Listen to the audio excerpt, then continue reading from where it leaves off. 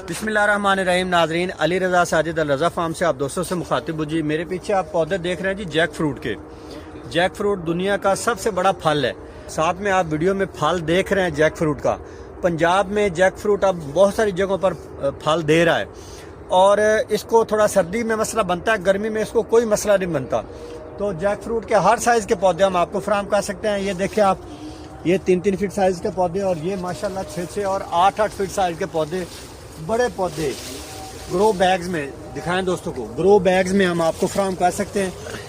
आप Jack fruit के पौधों के लिए दिए गए नंबर पर रब्ता करें, इंशाल्लाह अज़्ज़ा वजल आपको जल्द अज जल्द फराहम कर दिए जाएंगे। बल्क मिकदार में आप हमसे हासिल कर सकते हैं। वीडियो में आप पौधे देख रहे हैं साथ।